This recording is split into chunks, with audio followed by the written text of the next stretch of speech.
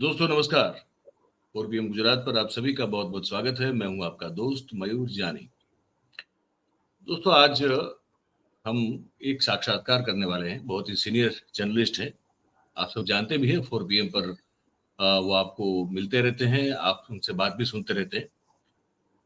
रविंद्र सिंह शुरान साहब हैं, आप जानते हो, बहुत ही वरिष्ठ पत्रकार और पार्लियामेंट तो कवर करते ही, इस बार भी कर ही रहे हैं। तो हमारी कल ऐसे ही जो है मतलब कल शाम के लाइव के बाद हमारी बातचीत हो रही थी, तो उन्होंने कुछ मुझे चीजें बताई जो मुझे बड़ी इंटरेस्टिंग लगी। मैंने कहा इस पर जो है दर्शकों के साथ भी बात होनी चाहिए, उन तक भी ये जानकारी पहुंचनी चाहिए। मैंने उनको पूछा, मैंने कहा आप तो दिल्ली में बैठे हैं, पार्लियामेंट जा रहे हैं, कवर कर रहे हैं, तो आपको ज्यादा एक सेंस होगी कि वहाँ जो ये सरकार है वो क्या मिजाज रखती है, किस तरह से काम कर रही है, वगैरह वगैरह। जो दो जर्नलिस्ट पॉलिटिकल जो होते हैं वो बात करते हैं इस तरह से, तो हम भी पूछ रहे थे। तो उन्होंने बड़ा एक गजब का जवाब दिया। उन्होंने कहा कि ये सरकार जो है वो कांपते हाथों से काम कर रही है। मैंने कहा ये गजब है। फिर कुछ बातें हुई, वो जो बातें हुई तो मैंने कहा वो बातें आप तक भी पहुंचना जरूरी है, तो इसलिए हमने आज उनको आमंत्रित किया। मैंने कहा दोपहर को बात कर लेते हैं, तो मैं उनको मेरे साथ जोड़ देता हूँ। जी रविंद्र भाई नमस्कार। नमस्कार, स्वागत है आपका। नमस्कार मयूर भाई, नमस्कार, थैंक यू, धन्यवाद आपका। तो मैंने कहा कि प्रेम प्रस्तावना में ये जो छोटी सी हमारी बातचीत हुई थी कल रात की, वो बता दें। और फिर जो है, और मुझे वो आपका जो वो लाइन जो थी बड़ी गजब की लगी कि कांपते हाथों से काम कर रही है सरकार, और फिर जो आपने बताया गजब था वो। तो मुझे लगा कि इस पर बात करनी चाहिए। अब सर ये बता दें कि सरकार कांपते हाथों से काम करती हुई आपको क्यों दिख रही है? ऐसा क्या आप देख पा रहे हैं जो जी इस बिल्कुल। बात का अगर आप खुलासा दर्शकों के सामने करें जी जी जी तो बता दें। मयूर भाई, बहुत धन्यवाद इस कार्यक्रम के लिए, और आपको नमस्कार, सभी दर्शकों को भी मेरा नमस्कार। देखिए, सरकार को अब बने 4 जून को नतीजे आ गए, और जी, उसके बाद से हम लोग आज लगभग 4 अगस्त में बैठे हैं, 2 तारीख हो गई है। तो 2 महीने का समय हो गया सरकार को, लेकिन जी, इसमें सरकार में और दूसरा सत्र है। हैरानी की बात है कि इस साल का ये जी, दूसरा सत्र है। पहले तो चर्चा जो थी, मैं बताऊं आपको, ये चर्चा थी कि जो पिछला जो सत्र था और ये जो सत्र है, इन दोनों को कंबाइन कर देंगे और एक सत्र के तौर पर इनको लेके आएंगे। अब ये देखिए, इस सत्र का नाम है मॉनसून सेशन, जी, है ना? लेकिन बजट इसमें लेकिन पेश किया गया है। इस पे तो लेके बजट जब जब बजट पेश किया जाता है तो उसको बजट सेशन बोला जाता है, जो कि हमारे यहाँ जो परंपरा है भारत में, वो है फरवरी के महीने में 1 फरवरी को, अमूमन जब से मोदी सरकार आई है, 1 फरवरी को बजट बिल्कुल, आता है। और बिल्कुल, 29 तारीख जो होता है, जी, बीटिंग द रिट्रीट सेरेमनी जिस दिन होती है, बिल्कुल, उस दिन आमतौर पर राष्ट्रपति का भी भाषण होता है, और बिल्कुल, उससे अगले दिन जो है वो आर्थिक सर्वेक्षण आता है, और 1 जी, तारीख को बजट प्रस्तुत कर दिया जाता है। जी, लेकिन इस बार क्या हो रहा है, इस बार शुरुआत में बातचीत ये हुई थी कि दोनों सेशंस को क्लब कर देंगे और एक सेशन बुलाएंगे, क्योंकि राष्ट्रपति जो होती हैं वो हर बार जब भी सेशन होता है तो साल का जो पहला सेशन होता है, जी, क्योंकि बजट सेशन होता है, उसको राष्ट्रपति महोदय जो है अभिभाषण देती हैं, और बिल्कुल, उसके अलावा वो जो बाकी के जो सेशन होते हैं, मॉनसून और जो विंटर सेशन, उसमें वो आती नहीं है। तो लेकिन वो नहीं हुआ, और पहला जो सेशन था, जो कि एक स्पेशल सेशन, जिसमें आमतौर पर होता क्या है, उसमें केवल रस्म अदायगी होती है, और जो नए सांसद हैं उनको शपथ दिलाई जाती है, और जी, प्रधानमंत्री अपने जो कैबिनेट मिनिस्टर्स हैं, जो काउंसिल ऑफ मिनिस्टर्स है, उसको इंट्रोड्यूस करा देते हैं बाकी लोगों के साथ, प्लस स्पीकर का उसमें इलेक्शन हो जाता है। एक ये जी, औपचारिकताएं होती हैं बस। लेकिन जी, उस सेशन को थोड़ा सा लंबा कर दिया गया, और उसमें राष्ट्रपति का अभिभाषण करा दिया गया, ताकि इस बार उनका अभिभाषण ना हो। तो ये बिल्कुल, करवाया गया, जो कि आमतौर पर ऐसा पिछली 2 बार में ऐसा नहीं हुआ, तो इस बार इन्होंने कराया। खैर, हम लोग जिस बात की मुख्य तौर पर चर्चा कर रहे थे वो ये है कि 2 महीने सरकार को हो गए। अब लोकसभा जब बनती है, तो पहले हम लोकसभा से शुरू करते हैं। लोकसभा जब बनती है मयूर भाई, तो उसमें अलग-अलग स्तर के नेता चुनकर आते हैं। अलग-अलग स्तर से मेरा मतलब है, कई लोग पहली बार चुनकर आते हैं, कई लोग 7वीं 8वीं बार चुनकर आते हैं। उनमें से 8वीं बार वालों में से कोई सदस्य होता है विपक्ष में, कोई होता है सत्ता पक्ष का। अब कई बिल्कुल, ओवैसी जैसे लोग भी हैं जो अकेले हैं, लेकिन बहुत सीनियर सांसद हो गए हैं। बिल्कुल, वहीं इंडिपेंडेंट सांसद हैं लद्दाख के हनीफा जान जैसे, जो पहली बार चुन के आए। तो अब इनको सिटिंग प्लान बनाना पड़ता है। जो राज्य लोकसभा सचिवालय है, वो सिटिंग प्लान बनाता है। राज्यसभा में वो दिक्कत नहीं आती, क्योंकि वो एक सतत प्रक्रिया है, वहां पर वो सेशन तो खत्म नहीं होता, हाउस का भी खत्म नहीं होता। 2/3 लोग रिटायर होते हैं, तो उनकी जगह पर जो सदस्य आते हैं, उस तरीके से सीटिंग अरेंजमेंट हो जाता है। जी, अब ये सारे लोग 543 क्योंकि एक साथ चुन कर आते हैं, इनका टर्म भी एक साथ खत्म होता है। तो इनकी जो सीटिंग अरेंजमेंट्स हैं, वो लोकसभा सचिवालय करता है। उसको करने के लिए एक तो पार्टी की स्ट्रेंथ, कितनी स्ट्रेंथ है, वो दूसरा जो सांसद है, जो चुनकर आए हैं, उनमें कौन कितना सीनियर है, कितनी बार का सांसद है ना? और तीसरी बात की ऑपोजिशन है या आप ट्रेजरी बेंच के साथ हैं, तो उस तरीके से क्लियर डिवीजन सब चाहते हैं कि अगर जैसे तृणमूल कांग्रेस है, तो वो अगर सरकार के साथ नहीं है, तो वो क्लियरली ये चाहेगी कि मेरी जो सीटिंग अरेंजमेंट है, वो ऐसी हो कि सरकार से साफ दिखे कि अलग है। ये सरकार से बिल्कुल खिलाफ है। क्योंकि जो मुख्य विरोधी दल है, जहां पर कांग्रेस पार्टी बैठती है और बीजेपी, वो तो बिल्कुल राइट और लेफ्ट साइड में बैठते हैं, स्पीकर अपोजिट के है, बिल्कुल अपोजिट होता है, अपोजिट, बिल्कुल, हाँ। बिल्कुल आमने सामने बैठते हैं। हुँ, और जैसे जैसे फिर जैसे बीजेपी के जो साथी हैं, अगर उनकी स्ट्रेंथ बहुत ज्यादा है, तो दूसरी तीसरी चौथी सीट तक वो जो लेन है वहां तक एक्वायर कर लेते हैं। उसके बाद जो जी, एनडीए के सहयोगी दल हैं, जेडीयू और पीडीपी, वो सब आते हैं। और जी, उसके बाद वो लोग आते हैं जो इधर के सदस्य भी नहीं है और उधर के भी नहीं है। मतलब जिन्होंने जी, बीजेपी के समर्थन भी नहीं किया और उसका विरोध भी नहीं किया, ना कांग्रेस का समर्थन किया। जो जी, जैसे अपना जो पार्टी है जगन मोहन रेड्डी की है, या जी। जो अपना क्या नाम है, ये ये बीजेडी बीजू है क्या बीजू उसमें बीजू जनता दल की पार्टी है। बीजेडी? ये लोग ना हाँ, इधर थे, ना एआईएडीएम की थी। एआईएडीएम के ना समर्थन करती है, ना विरोध करती है। और उसके बाद फिर जो धुर विरोधी हैं कांग्रेस के, बीजेपी के, माफ कीजिएगा, वो उन लोगों की सीटिंग अरेंजमेंट्स होती है। तो अभी तक हम लोग देख रहे हैं कि 2 महीने का वक्त बीत चुका है, लोकसभा का गठन होने के बावजूद ये दूसरा सत्र है, लेकिन अभी जी, तक सीटिंग अरेंजमेंट्स का प्लान लोकसभा सचिवालय की तरफ से नहीं किया गया। बीच में एक खबर उड़ाई गई अपने कुछ गोदी पत्रकारों के माध्यम से कि जी, तृणमूल कांग्रेस ने इंडिपेंडेंटली अब दावा किया है कि उनका जो सीटिंग अरेंजमेंट है, वो इंडिया गठबंधन और बीजेपी का जो एनडीए गठबंधन है, उन दोनों से अलग हो, और उनका अरेंजमेंट उनके विशेष तौर पर इस तरीके से बनाया जाए जिससे उनकी अलग से एक प्रेजेंस दिखाई दे। ठीक है। जिसका बहुत विरोध किया गया, और उस अखबार के अंदर ही उसका कोरिंगेंडम छपा। और हुँ, तृणमूल कांग्रेस ने कहा कि ये बिल्कुल हमारे इंडिया गठबंधन के बीच में तोड़-फोड़ करने की साजिश है, और हमारा इस तरीके से कोई बातचीत नहीं हुई है अभी तक जी, स्पीकर के साथ। तो ये जी, बिल्कुल गलत है। तो मेरा जी। मुख्य जो बात कहने की है वो यही है कि अभी तक सीटिंग अरेंजमेंट्स जो है, डिवीजन नंबर नहीं दिए गए हैं। तो मयूर भाई, आप देख रहे होंगे कि कोई भी सांसद कहीं भी बैठ जा रहा है। हाँ, वो देख रहा हूँ मैं। वो वो मैं खुद मतलब आश्चर्यचकित था कि यार ये तो अब मुझे पता है कि हम लोग इतने सालों से काम करते हैं। कभी हाँ, नंबरिंग हो जाती है, आपका स्थान निश्चित हो जाता है, आपको वहीं बैठना होता है। तो और मैं देख रहा डिवीजन हूँ कि का जी, हाँ, और डिवीजन डिवीजन नहीं होने का मतलब मयूर भाई ये है कि अभी हुँ, हाउस में व्हिप इश्यू करने में बड़ी दिक्कत आएगी। हाउस में व्हिप इश्यू नहीं हो सकता है। क्योंकि व्हिप का जी, मतलब ये है कि जो सांसद की जो सीट एलोकेटेड है, वो सांसद हुँ, वहीं बैठेगा और वहीं से वो अपनी वोटिंग कर सकता है। अब जी, जब उनको व्हिप इश्यू कर नहीं पाएँगे, तो मतलब ये है कि संसद की जो प्रक्रिया है, वो कहीं न हुँ, कहीं उसके कुछ जो अहम नियम हैं, वो हुँ, नियम अभी पूर्ण रूप से काम नहीं कर रहे हैं। और इसी जी, वजह से जब हमने देखा कि लोकसभा में स्पीकर का चुनाव हुआ था, तो हुँ, डिवीजन की माँग नहीं की गई थी कांग्रेस पार्टी की तरफ से, क्योंकि डिवीजन का मतलब था नहीं, क्योंकि ना तो व्हिप उस वक़्त तक नियुक्त हुए थे और ना किसी को डिवीजन सीट नंबर दिए गए थे। और जी, इस वजह से क्या है कि डिवीजन का कोई मतलब नहीं था, क्योंकि अगर डिवीजन मांगोगे तो उसके लिए ये एंश्योर करना बड़ा जरूरी है कि हर सांसद अपनी अपनी निर्धारित सीट पर बैठा है, क्योंकि तभी इस जी, बात का अंदाजा लग सकता है कि इन व्यक्ति ने किसको वोट दिया है। जी, बिल्कुल, और व्हिप का उल्लंघन हुआ कि नहीं हुआ, इस बात का पैमाना भी तभी निर्धारित होगा। तो इसलिए व्हिप बिल्कुल। इश्यू नहीं हुआ। तो आज भी वही स्थिति है, 2 महीने बीत जाने के बाद भी डिवीजन नंबर नहीं दिए गए। हालाँकि ऐसा पहली बार नहीं हुआ, पहले भी हुआ है, लेकिन इस सरकार में ये बहुत ज़्यादा अहम था, क्योंकि ये सरकार जिस तरह से बैसाखियों के सहारे बनी हुई है, तब मुझे लगता है ये बड़ा इम्पोर्टेंट था कि अगर ये काम पहले निपटा दिया जाता। तो अभी तक वो काम किया नहीं गया। दूसरी बात, जो अच्छा एक इसी में मतलब इससे जुड़ा हुआ सवाल है, तो मैं भूल जाऊँ उससे पहले पूछ लूँ आपको। जब भी ये हो जाएगा, ये करना तो पड़ेगा, डिवीज़न करना पड़ेगा, सीट नंबर्स जो है उनको देने पड़ेंगे।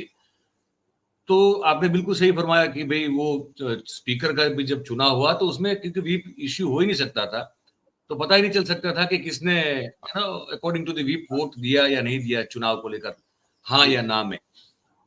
अब जब हो जाएगा, कभी ना कभी तो होगा, करना तो पड़ेगा।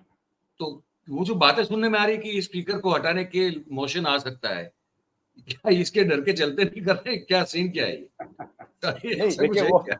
वो बिल्कुल वो मोशन की भी चर्चा है क्योंकि जिस हाँ। तरीके से ये स्पीकर की कार्रवाई है, हुँ। वो मुझे लगता है ये चौथे पाँचवें स्पीकर हैं जिनको मैं कार्रवाई देख रहा हूँ, सोमनाथ चटर्जी से लेके और खुद अब मुझे अनुभव हुआ है पार्लियामेंट के हाउस में जाकर देखने का। उनके पहले के स्पीकर्स को भी हम लोग पत्रकार के तौर पर संसद के बाहर ही टेलीविज़न से देखते रहे थे, उनका कंडक्ट कैसा था। जी, लेकिन बिल्कुल। इनका जिस तरह का कंडक्ट है, जिस तरीके से पक्षपातपूर्ण रवैया इनका है, वो वाक़ई संसद की जो गरिमा है, उसको बहुत नीचे गिराने वाला है। और ये खाली इनका ऐसा नहीं है, राज्यसभा में जो सभापति हैं, उनका भी जो जिस तरीके से वो व्यवहार कर रहे हैं अपने सांसदों के साथ, जिस तरह की भाषा का प्रयोग कर रहे हैं, जिस तरह हर हर एक सेंटेंस या 2 सेंटेंसेस के बाद उनको इंटरवीन करना ही होता है।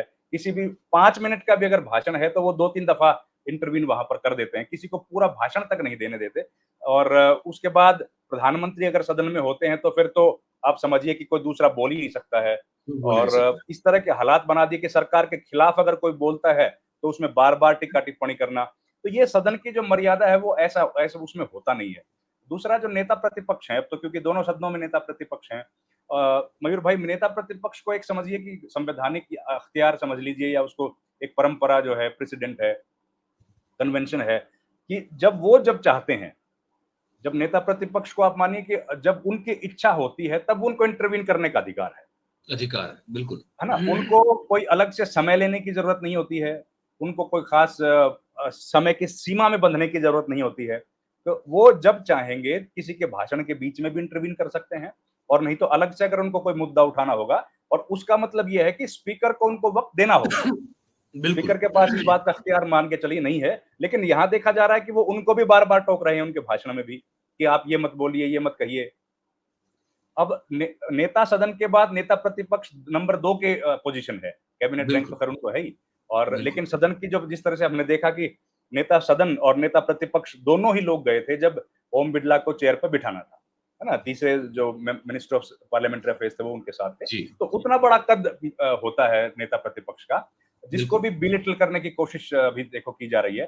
तो ये बात बिल्कुल सही है कि जो एक उच्च उच्च मापदंड जो माने गए हैं संसद में स्पीकर के लोकसभा में खास तौर पर, उन पर वैसा उतरा खास तरीके से नहीं जा रहा है और जिस पर न केवल सदन के भीतर बल्कि बाहर भी जो बुद्धिजीवी वर्ग है उसने बहुत चिंता जाहिर की है। क्योंकि देखिए सरकारें तो आना-जाना आपको पता ही है, होता ही रहता है, कोई बड़ी बात नहीं है। बिल्कुल, कभी आप हारेंगे, कभी जीतेंगे और ये पहले भी हुआ है। अगर आप देखिए अगर इस तरह के स्पीकर्स पहले होते तो क्या अटल बिहारी वाजपेयी आज उनको हम लोग उस लेवल के नेता के तौर पर जान पाते?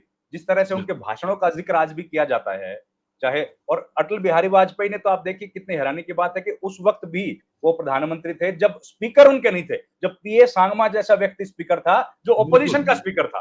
बिल्कुल, तो जब बिल्कुल। इस तरह का उन्होंने तब भी वो स्पीकर ऑपोज़िशन के थे, उसके बावजूद उन्होंने पीए सांगमा पर इस तरह के कभी भी लांछन नहीं लगे, उनके ऊपर आरोप नहीं लगे कि उन्होंने विपक्ष को कम समय दिया बोलने के लिए या कोई पक्षपात किया। लेकिन आज जब फुल मेजॉरिटी में एक हुकूमत बैठी है दो 17वीं लोकसभा में और 18वीं लोकसभा में, तब इतने ज़्यादा उनके ऊपर आक्षेप लग रहे हैं, इतने ज़्यादा आरोप लग रहे हैं, जबकि एक व्यक्ति जो कि अपने आप को महामानव कहते हैं, सुपर पावरफुल प्रधानमंत्री हैं, उनको बताइए सदन के भीतर अगर कोई सांसद कुछ कह देगा तो उनसे क्या ही खतरा है। लेकिन हर चीज़ में रिकॉर्ड की जाँच कर लेना, बार-बार ऑथेंटिकेट कर देना इस बात को जबकि ऑथेंटिकेट करने की परंपरा राज्यसभा में है, लोकसभा में ऐसी परंपरा है में भी नहीं नहीं। है। लेकिन क्या करेंगे? खैर अपन दूसरी बात पे अगर आए मयूर भाई, जी, तो जी, दूसरी बात अपन ने जो कल चर्चा की थी वो यही थी कि अभी तक देखिए जो एनडीए गठबंधन के जो लोग हैं, जो मंत्री बने हैं, जिसमें जीतन जी। राम मांझी से लेकर हम लोग अगर शुरू करें, जीतन राम मांझी हैं, रामनाथ ठाकुर हैं, लल्लन सिंह ललन हैं, सिंह है। राम मोहन नायडू हैं जो सिविल एविएशन अभी तक इन लोगों को पीएस नहीं मिले हैं देखिए, पर्सनल सेक्रेटरी। अब पर्सनल सेक्रेटरी दर्शकों की जानकारी के लिए बता दें कि पर्सनल सेक्रेटरी जो होते हैं, वो ऑल इंडिया सर्विसेज के अफसर होते हैं। अधिकतर समय पर वो या तो आईएएस ऑफिसर होते हैं या फिर वो होते हैं आईपीएस, आईआरएस, आईएफएस भी कभी-कभी होते हैं। तो ये अधिकारी लोगों को ऑल इंडिया सर्विसेज के जो ऑफिसर्स होते हैं, उनको पीएस का एक रैंक है वो दिया जाता है और वो मुख्यमंत्री जो मंत्री होते हैं, उन मंत्री का वो पर्सनल स्टाफ में होते हैं। तो वो basically he is responsible for all the activities of the minister's office. और उनको रखा जाता है ताकि वो डे टू डे जो कोऑर्डिनेशन होता है, अगर दूसरे मिनिस्ट्री के साथ कोऑर्डिनेशन है तो उसमें मंत्री की तरफ से वो रिप्रेजेंट करें, मंत्री का जो काम है वो देखें। अगर प्रधानमंत्री कार्यालय के साथ कोई संवाद है, कोई बातचीत है, प्रधानमंत्री की तरफ से कोई प्रश्न पूछा गया है, तो उसका तुरंत पीएस की तरफ से वो जवाब दे दें। और पर्सनली भी किस तरह की पॉलिसीज बननी है, उसमें उनका इंटरवेंशन रहता है। और सेक्रेटरीएट तो खैर है ही है, सचिवालय तो अपना है ही। हर मिनिस्ट्री जी। का जो सेक्रेटरी होते हैं या ज्वाइंट सेक्रेटरी, एडिशनल सेक्रेटरी, वो तो एक बिल्कुल वो तो काम करता ही है, लेकिन ये मंत्री का अपना स्टाफ होता है जो ये समय समय मतलब पर उनको गाइड करता है। कुल मिला के ये मंत्री जी के हाथ, पाँव, कान, आँख, बिल्कुल, नाक होते हैं ये, और दिमाग बिल्कुल भी होते होते हैं हैं। सर, दिमाग जी, होते हैं। और इनका काम ये समझिए कि मंत्री और जो मंत्रालय है, उसमें एक बहुत बेहतर समन्वय स्थापित, क्योंकि देखिए मिनिस्टर भी कई कई मिनिस्टर होते हैं जो जिनके पास 3-4 महकमे होते हैं, प्लस वो जी, पॉलिटिशियंस भी होते हैं, है ना? उनको रैलियों में भी जाना पड़ता है, उनको कई तरह की इंटर गवर्नमेंटल मीटिंग्स भी होती हैं, कई जी, ग्रुप ऑफ मिनिस्टर्स भी होते हैं, सीसीईए जैसे एक है, cabinet committee on economic affairs, cabinet committee on political affairs, cabinet committee on defence, home, है ना? तो इस तरह की कई सारी बैठकों में तो मंत्री बहुत व्यस्त होते हैं। लेकिन जी, पीएस जो है वो उनकी जगह पर क्या-क्या काम, पीएस का यही काम है कि मिनिस्टर्स के जो काम हैं, कौन-सी फाइल्स लाइन अप हुई हैं, कौन से काम को आगे बढ़ाना है, कौन-सा टेक अप करना है आज पीएम के साथ, कौन-सा टेक अप करना है किसी दूसरे मिनिस्ट्री के साथ, उन सब का लेखा-जोखा उनके हाथ होता है। और पॉलिटिकली भी वो थोड़े से एक्टिव रहते हैं, उनकी नज़र रहती है पॉलिटिकल एक्टिविटीज़ पे भी। जी, इसलिए हमेशा बनाया जाता है कि उनका जो मिनिस्टर का जो नज़दीकी व्यक्ति होता है, जो बहुत कॉन्फिडेंस का आदमी होता है, उन उस अफ़सर को इस पद पे लगाया जाता है। अब जब से ये सरकार आई है 2 महीने हो गए, देखिए 9 जून को मंत्रिमंडल ने शपथ ली थी, मंत्रिपरिषद ने, और उस दिन से लेकर आज तक लगभग 2 महीने हो गए, लेकिन इन मंत्रियों के पास पीएस की नियुक्ति अभी तक नहीं हुई है। बाकी का स्टाफ तो मिल गया है, जिसमें एपीएस होते हैं, जिसमें अपना जो पीए होता है और बाकी जो उनके ऑफिस के जो स्टाफ होते हैं, कईयों को तो वो नहीं मिला, लेकिन कई लोगों को मिल गया है। लेकिन अभी तक वो लोग इंतजार कर रहे हैं पीएस का। कई मंत्रियों ने अपनी फाइल भेजी हुई है, अपनी पसंद के लोगों के नाम भेजे हुए हैं, लेकिन अभी तक अप्रूवल नहीं आया है। प्रधानमंत्री का कार्यालय पिछले 10 साल से जो काम करता है, पहले भी ऐसा कई बार सुनने में आया और हमने देखा भी कि मंत्रियों ने अपनी-अपनी फाइलें भेजी कि हमारी पसंद के ये अधिकारी हैं, इनको आईएएस ऑफिसर्स हैं, इनका अच्छा इम्पेकेबल रिकॉर्ड रहा है, ईमानदार अफसर हैं, तो आप इनको हमारे यहाँ पर पीएस बना दीजिए। वो सारी फाइलें रिजेक्ट हो गई। वो फाइलें रिजेक्ट हो गई, यहाँ तक कि नंबर 3-4 मिनिस्टर जो थे, सरकार के बहुत उच्च मतलब ताकतवर मंत्री थे, उनके कहने पर भी उनके पीएस तक नहीं लगाए गए। उनके कहने पर सेक्रेटरी तक नहीं लगाए। अब अच्छा, हँसने की बात तो ये है कि कई बार तो हँसी-मज़ाक में लोग यहाँ तक कहते हैं कि जब मंत्री जी छुट्टियों से या मंत्री जी विदेशी दौरे से वापस आते, तो देखते पूछते थे कि भाई कहाँ है, उनको बुलाओ, हमारे भाई उनको सेक्रेटरी को। वो कहते साहब वो कहाँ है, वो तो बदले गए। अभी हालत ये थी कि उनसे बिना पूछे उनका तबादला कर दिया जाता था, ऐसी स्थिति हो जी। गई।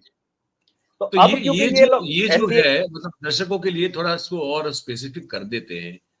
ये जो पीएस, जो पर्सनल सेक्रेटरी, जो कि ऑल इंडिया सर्विस से ही होते हैं, ये क्या सिर्फ एनडीए के घटक दलों के मंत्रियों को नहीं मिले हैं, या या अक्रॉस दी मिनिस्ट्री किसी को नहीं मिला है? नहीं, नहीं, नहीं। क्या सही? देखिए, अधिकतर तो मंत्री पुराना ही है ना? जो हाँ, मेन पोर्टफोलियोज़ हैं, तो उनके तो जी, कंटिन्यू कर रहे हैं, उनके स्टाफ में दिक्कत नहीं है।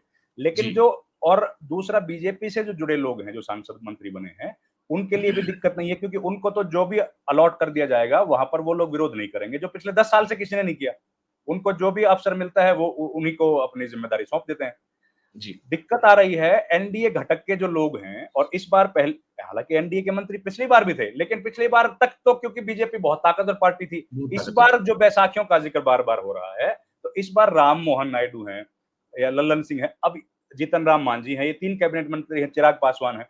अब ये लोगों का कहना है कि अब पीएस जो है वो हम अपनी पसंद का लेंगे, और सेक्रेटरी की नियुक्ति भी हमारे हिसाब से होनी चाहिए। अगर पीएस हमारे पसंद का नहीं है, सेक्रेटरी हमारे पसंद का नहीं है, तो मंत्रालय में हमारा से क्या है? हम लोग मिनिस्टर बिल्कुल, किस चीज़ के हैं? क्योंकि देखिए काम तो चाहे मंत्री के दस्तखत होते हैं, लेकिन काम तो सेक्रेटरी के थ्रू ही होते हैं ना सर सारे। असली काम तो वही करते हैं, अधिकारी लोग ही करते हैं। मिनिस्टर तो मिनिस्टर उतने ज़्यादा जानकार थोड़ी किसी काम के होते हैं, जितने ना, ज़्यादा ना, की सेक्रेटरी या फिर एडिशनल सेक्रेटरी और नीचे का जो स्टाफ रहता है। असली पॉलिसी मेकर्स तो वही लोग होते हैं। मिनिस्टर तो उनको अप्रूवल देते हैं कि ये पॉलिसी ठीक है या गलत है। बाकी जो डिफरेंट जो ग्रुप्स होते हैं, मीटिंग उनके साथ मीटिंग करके सलाह-मशवरा करके उसको अमली जामा पहनाया जाता है इनके माध्यम से।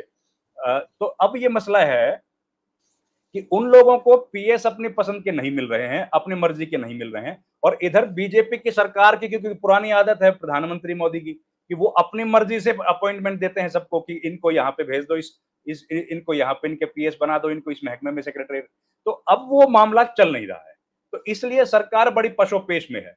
दूसरी बात, पॉलिटिकल जो फ्रंट है, बीजेपी उस पॉलिटिकल फ्रंट पे भी, चाहे वो कहीं का भी हो, चाहे वो हरियाणा का है, चुनाव आने वाला है, यहाँ पर भी बहुत झेल रही है, जूझ रही है। दूसरा, उत्तर प्रदेश की जो कहानी है वो तो आपके सामने मयूर भाई है ही है। उत्तर प्रदेश में तो बाबा मुख्यमंत्री अब कहते हैं कि नमस्ते करना भी छोड़ गए। तो अब जिस आदमी का इतना बड़ा, जिन्होंने अपना कद बना लिया हो, नॉन बायोलॉजिकल भी अपने आप को कह दिया हो, उनके सामने अगर बायोलॉजिकल व्यक्ति नमस्ते ना करेंगे तो अब देखिए फिर आप, तो वो स्थिति भी है, ऊपर से यहाँ पर भी दिक्कत आ रही है। और जो पॉलिसी फ्रंट है, अब रोज पानी भर जा रहा है सर, जहां पानी की बरसात होती है वहां पर कलई खुल जा रही है, चाहे वो अयोध्या का मंदिर हो, चाहे वो पार्लियामेंट हाउस हो। कल हमने पार्लियामेंट हाउस के चित्र दिखाए कि पार्लियामेंट हाउस के गेट के बाहर भी पानी भरा है और अंदर जो है वो 1200 करोड़ की बाल्टी लगी हुई है। ये तो हालत हो गई है सर, देखिए। और एक और वीडियो जो हमने देखा था कल, उस वीडियो में देखा कि कैसे संसद भवन, राज्यसभा के जो अंदर से पानी तेज धार बह रही है। अब वो कल का वीडियो है कि और पुराना वीडियो है, वो अभी तक इंफॉर्मेशन अपने पास नहीं है, लेकिन ये तय है कि वो पार्लियामेंट हाउस का जो नई बिल्डिंग है राज्यसभा, उसमें से पानी बह रहा है बाहर। बिल्कुल। अब ये स्थिति है कि हर फ्रंट, और रोज रोड टूट रहे हैं, रोज ट्रेन के एक्सीडेंट हो रहे हैं, उसके इतना ज्यादा।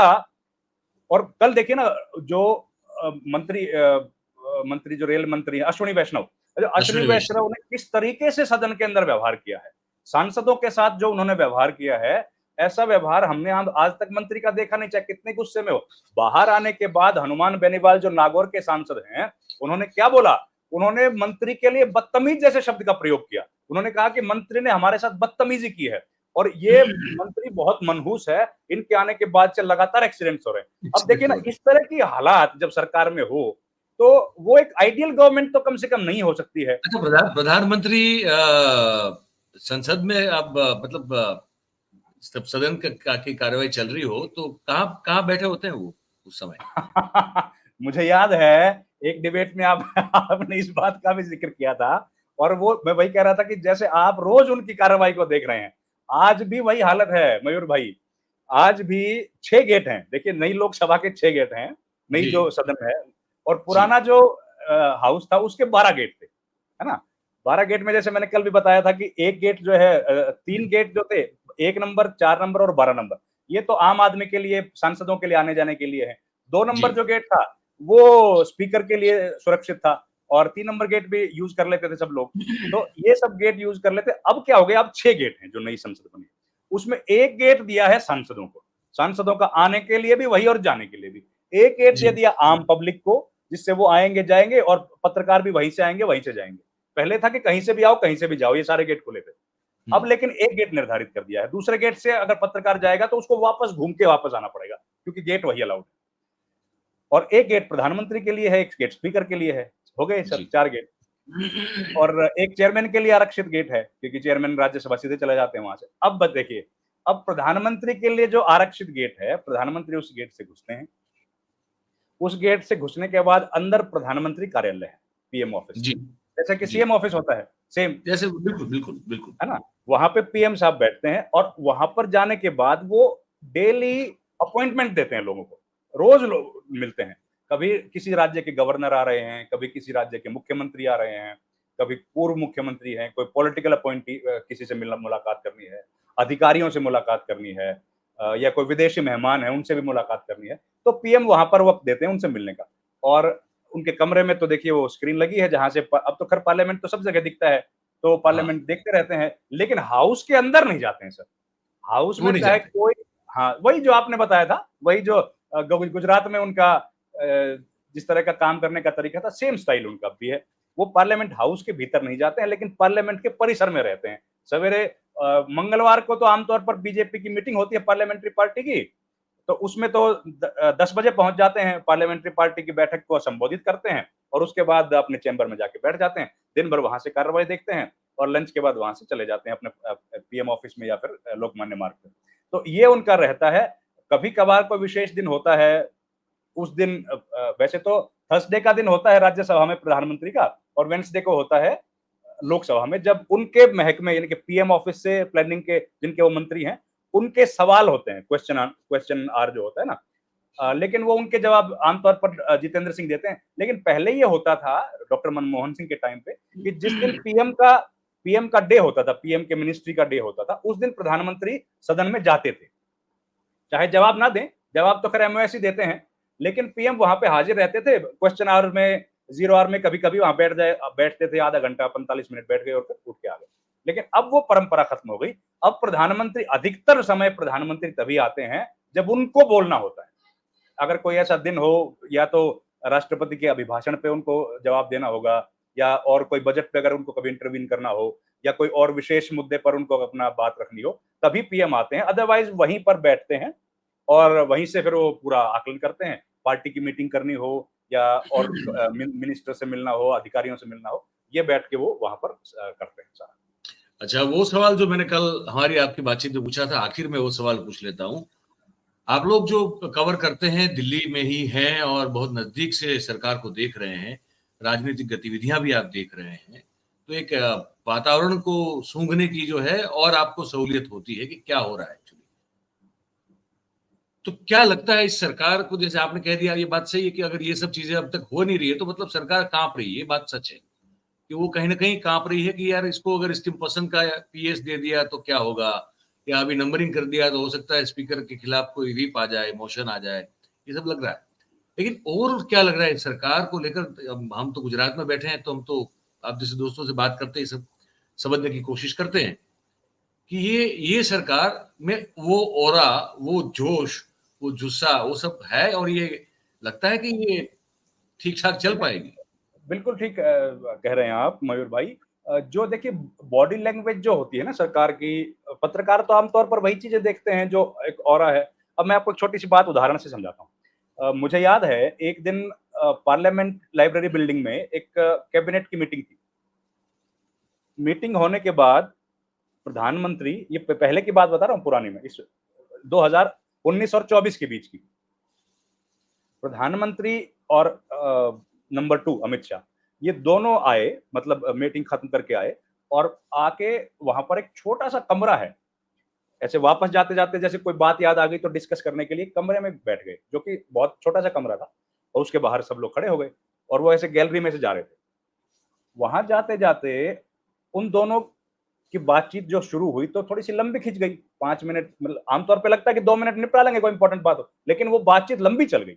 अब लंबी चल गई तो पूरा कैबिनेट मिनिस्ट्री बाहर खड़ी है। अब किसी की हिम्मत नहीं हो रही अंदर जाके उनको बुला दे कि साहब, सब लोग इंतजार कर रहे हैं, मतलब चलते हैं गाड़ी में भी, जो भी, लेकिन किसी की हिम्मत नहीं हो रही कहने की। अब वो लोग वहां पर अच्छी खासी उन्होंने 15-17 मिनट लगा दी और बाहर, उसके बाद वो निकले, और फिर वो जो तन के जाते हैं वो आपको हाँ, पता ही है। तो वो लगता लेकिन है कि अब मतलब वो, चीजें, मतलब जैसे निकलते थे ना, वैसे लगता था कि अब बस वो बाहुबली की तरह किसी रण हाँ, मैदान में कूद पड़ेंगे जी, जी, बस। जी, बिल्कुल। तो पता नहीं किसका अब संहार कर देंगे, हाँ, किसके किसके क्या कर देंगे। वो अब वो एक नहीं है, ऐसे लेकिन मयूर भाई, अब वो नहीं है, इस सरकार में वो देखने को नहीं मिलता। अब प्रधानमंत्री थोड़े से बहुत डोसाइल दिखते हैं, उनकी चाल जो है वो भी बदली हुई दिख रही है, उनकी बॉडी लैंग्वेज भी अब थोड़े से और ज्यादा वो कंसिडरेट लगते हैं, लोगों के हाय हेलो का भी जवाब देने लग गए हैं। तो बदलाव उनकी बॉडी लैंग्वेज में पूरा आ गया है। मंत्री जो थे, मंत्री भी देखिए, अभी जो नीट वाला मसला हुआ, पहले भी 10 साल हो गए मंत्री सरकारों पर बहुत अलग अलग तरह के आरोप लगे, लेकिन मंत्री गाड़ी से उतर के ऐसे मीडिया को इग्नोर करके जाया करते थे भीतर पार्लियामेंट हाउस में, कि जैसे कुछ हुआ ही ना हो। अब जो घटना घटी नीट वाली, तो अब देखिए धर्मेंद्र प्रधान अपनी गाड़ी से उतरकर मीडिया के सामने बिना पूछे उनको जवाब दे रहे हैं, अपनी सफाई दे रहे हैं, 5-5 मिनट, 7-7 मिनट लोगों के साथ खड़े होकर, भाई बता रहे हैं कि हमारा क्या रोल था, हमने क्या क्या स्टेप्स लिए। ये पहले नहीं था। पहले तो ऐसे दंदनाते हुए आते थे, दंदनाते हुए घुस जाते थे अंदर, कि जैसे कोई सवाल पूछने वाला है नहीं, जो कर दिया हमने कर दिया, जो हो गया वो हो गया। लेकिन अब पूरी सरकार का जो ढांचा है वो बदला हुआ है, पूरी सरकार का जो बॉडी लैंग्वेज है उसमें बहुत ज्यादा बदलाव है।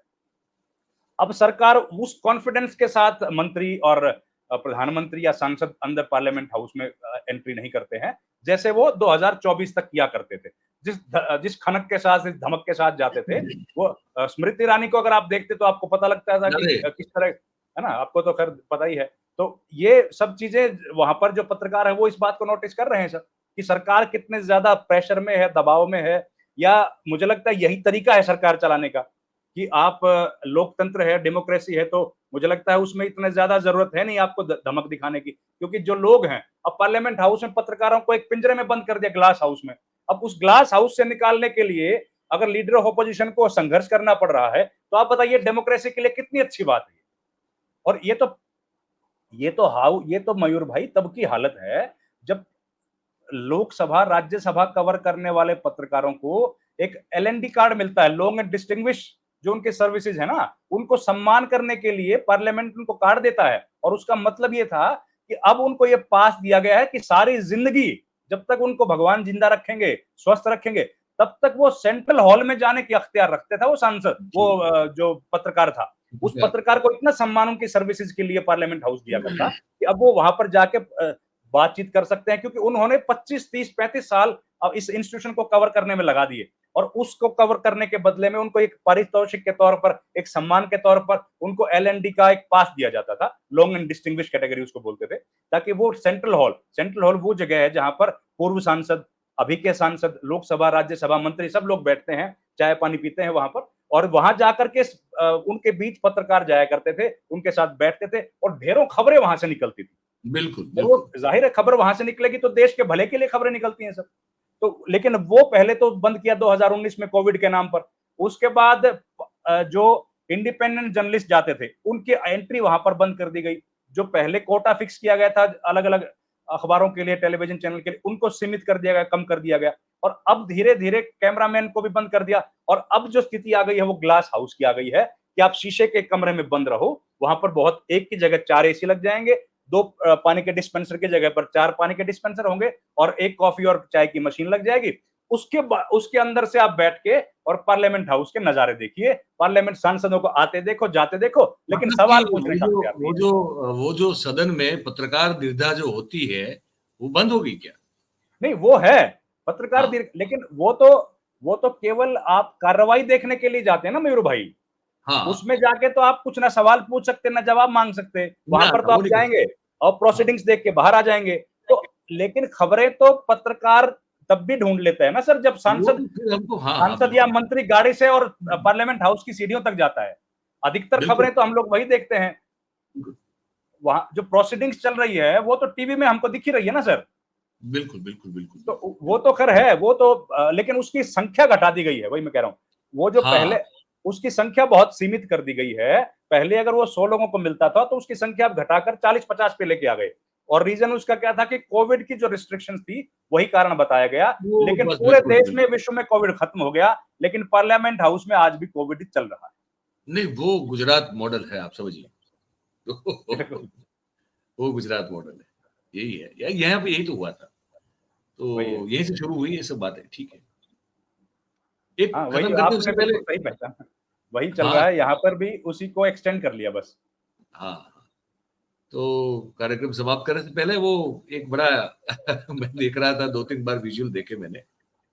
अब प्रधानमंत्री मैंने देखा पीछे की सीट पे बैठ रहे हैं, आगे बैठ के वो जो हेलोजन चलाते थे वो चेहरे पे जो रोशनी डालने वाला, अब वो शायद नहीं कर रहे हैं गाड़ी में। गाड़ी में। हाँ, नहीं अब नहीं, अब वही तो कह रहा हूँ सर, अब बहुत बदलाव देखने को मिल रहे हैं सरकार जी में। जी। और वो एग्रेशन नहीं रहा देखिए। नहीं तो आप देखिए राहुल गांधी। ये सर वो एग्रेशन, मैं तो मुझे लगता है वो, मैंने मुझे कभी वो एग्रेशन नहीं लगा, वो एरोगेंस थी। वो एरोगेंस बहुत ठीक बड़ी है। एरोगेंस थी। एग्रेशन जी। में और उसमें फर्क है, हाँ हाँ। मेरी जहां तक मैं समझता हूँ। एग्रेशन में अभी देख रहा हूँ राहुल गांधी में, वो राहुल एग्रेशन है, गांधी। पर वो बिल्कुल एरोगेंस बिल्कुल। नहीं है। वो जम एरोगेंस के नहीं है। खप के अपनी बात जो है डट के रखते हैं।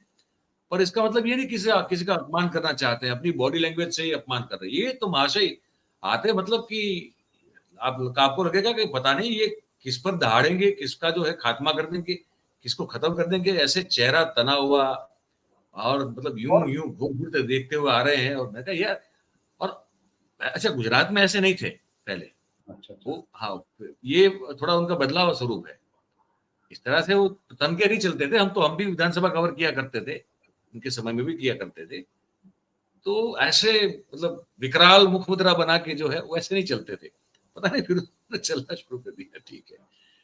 चलिए सर, अच्छी बातचीत हुई हमारी और मुझे लगता है कि दर्शकों को आनंद के साथ साथ जानकारी मिली है भी। तो ऐसे ही बातचीत संसद को लेकर करते रहेंगे, आप तो कवर करते रहते हैं सर, तो ऐसे ही आपको बुलाया करेंगे तो आप आ जाया कीजिएगा, जी, है बिल्कुल, ना? बिल्कुल। बहुत धन्यवाद आपका, आपने जी, मुझे बुलाया। Thank you, I am really thank you. Thankful. Thank you. जी, जी, बिल्कुल। तो दोस्तों आपने सुनी बातचीत, अब इसमें हम अभी कोई पीछे बात नहीं करने वाले, अब आपके ऊपर है। ये बातचीत को आपने सुनकर आपके मन में जो भी ख़्याल आते हो हमको कमेंट करके लिख के भेजिए और अगर पसंद आई हो बातचीत तो वीडियो को लाइक कीजिए, इसकी लिंक जो है उसको शेयर कीजिए और हमारा जो चैनल है 4 पीएम गुजरात उसे आप सब्सक्राइब करें और अपने आस-पास के लोगों से करवाएँ। बहुत-बहुत धन्यवाद करेंगे आप सभी का हमारे साथ इस कार्यक्रम में जुड़ने के लिए। Thank you very much.